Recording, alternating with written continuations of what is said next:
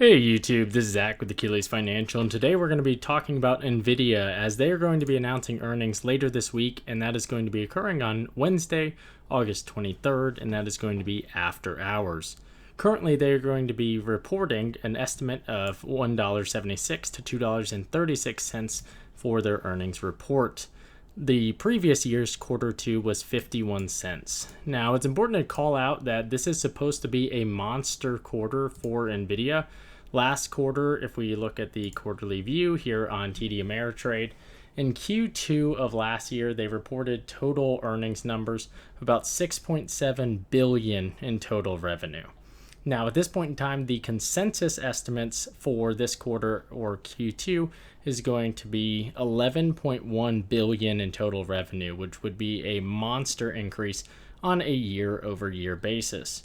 So the question going forward is, if they achieve that, are they going to be able to do so profitably?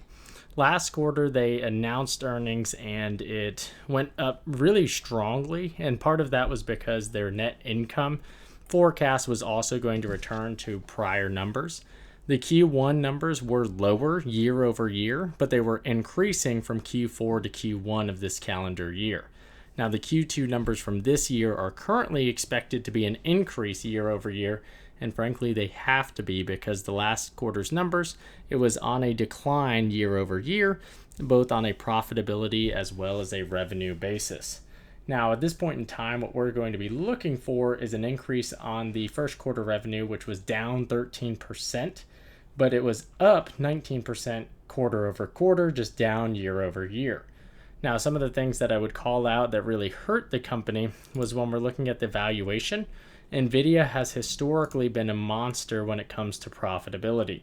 Now, prior quarter results did come in at below the current 56.31% average on a gross profit margin basis.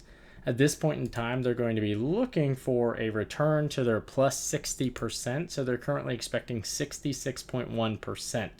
And they're also going to be looking for that net profit margin to be increasing. Again, this is a company that historically has had much higher margins, and then consequently, they've also had much larger growth rates. So at this point in time, the quarter over quarter revenue was great. The earnings per share growth year over year was not good, but quarter over quarter was solid. So they're really looking for that growth in profitability as well as that growth in overall revenue, which should spur that. So again, you can see the year over year is not looking good on revenue. That is primarily coming from weakness in the gaming sector, which is going to be one of their largest markets, whereas auto as well as some of their data centers have been performing very comfortably. Now, the keywords to watch for this company is going to be primarily surrounding AI. They are an early leader in the AI space, and that means that they are expecting to continue to be a leader in that space. The question is, can they do so at a high level of growth where they're currently profitable, especially when they are commanding a massive PE ratio of 225 times earnings?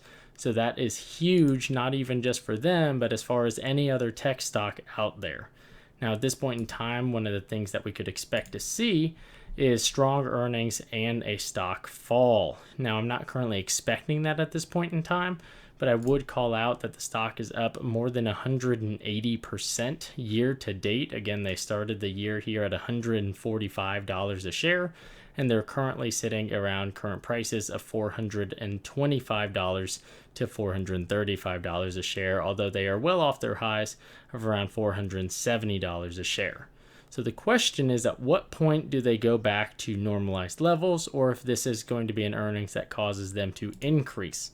Again, this is a company that's doing very, very well, but they are currently, if we're looking at a fundamentals basis, on a year-over-year basis, their income perspective, if I change this to annual and we look at where they were as of the end of their fiscal year end 2023, they are a $27 billion a year company by way of revenue, and their current forecast for, or their current market capitalization is 1.1 trillion. That is a very large difference, and one that historically for other companies has not performed very, very well for them. That's not to say that I think that Nvidia is going to see an immediate drop in valuation.